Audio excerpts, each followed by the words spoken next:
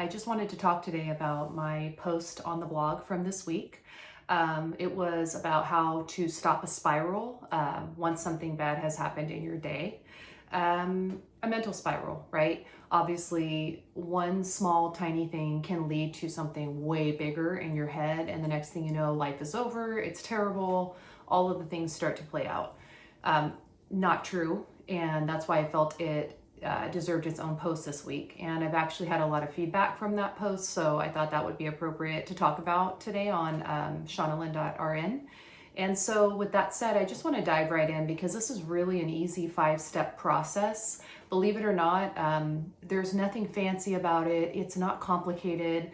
I use a lot of nursing examples as we've talked about for obvious reasons. But this really can pertain to everyday life. Things such as, oh my gosh, I went to get a Starbucks coffee and I spilled it all over myself. Crap. That can set the tone for your whole day if you let it. So I've done that before and I've thought in my head, oh my gosh, the whole day is ruined. This is how my day is going to go. It's setting the standard. It's really a mental game that you play with yourself. And so step one is really just calling what it is. Call it what it is. It's not the end of the world. It's not the end of your life. It's truly not. It's not, I should quit what I'm doing. It's not working. It is simply a crappy day. This is a crappy day.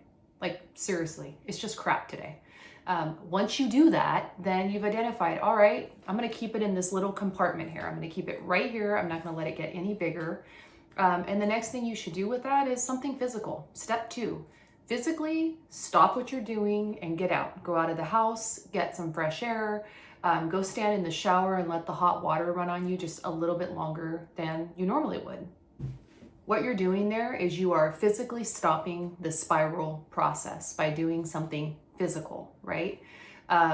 You definitely don't need to go over it and over it again in your head and let it dominate your thoughts, which leads me to step three, which is stop replaying the worst parts over and over. Whether that's in your mind, whether it's talking to your best friend, get it out once or twice with someone you truly really trust, or talk to the freaking wall for all I care.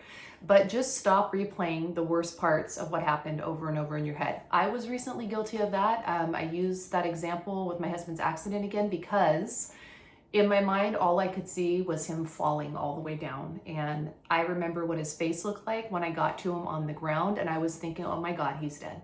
And in my mind, I kept replaying it. And not only did I do that, I kept talking to my best friends about it and replaying the same parts over and over. By the way, what you're seeing is me processing real time since we are only 10 weeks out from that accident. But what I know about that is I don't need to keep replaying it. I don't need to keep repeating it. It happened. We're good. He's alive. We're going to move on. Step four is do one resetting thing. Reset. Okay, now you're home, right? Your workday is over. The coffee incident was this morning. You switched your shirt out. You went on with your day. Now you're home. Let's do something for you right now. Let's stop and have a cup of tea. Let's do stretches. Let's get on the floor and stretch it out. That is a real thing.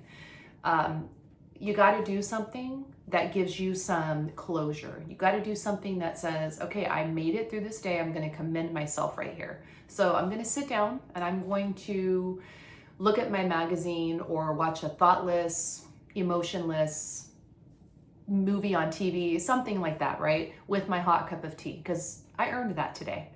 And the last thing you're going to do, step five, you're going to call it a day. You're going to say, okay, this day is definitively done. Chapter closed. I'm not going to continue to go back to this over and over and over again.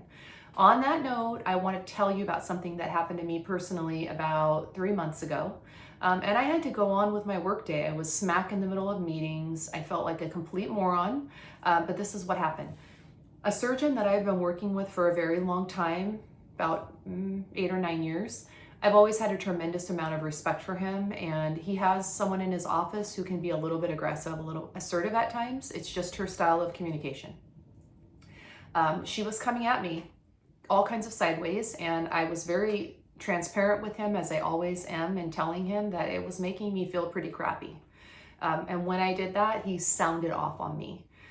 He absolutely told me that he didn't care. He was all but yelling at me. And it just shocked me to the core because we'd never ever had that kind of interaction. So much that I got off the phone and I was crying. And it takes a lot to make me cry, honestly. So I couldn't believe it. My husband was like, what in the actual hell is happening?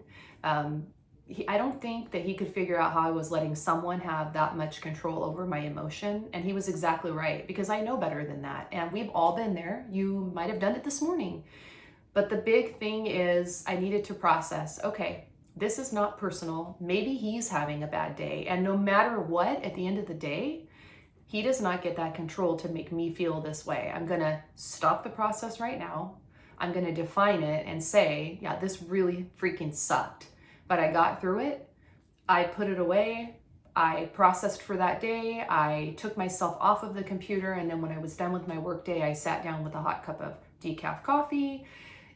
And it took me a couple days to fully shake it, but I did not continue to go over it and over it and over it in my head for days on end, because I would have been stuck there. And that's what happens a lot of the time, is we get stuck, and I don't want you to get stuck.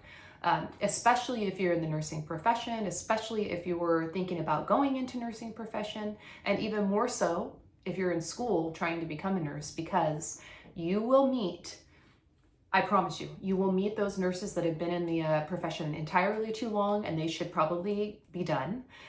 You will meet the ones that went into nursing for the wrong reason, and it's really about the money. The brains are there, but the money is what they're chasing, not actual patient care. And yes, that's a real thing.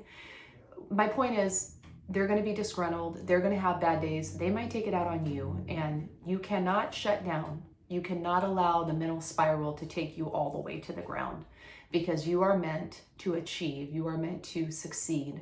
Do not let emotions define you. You will become resilient in time if you practice these steps over and over and over again.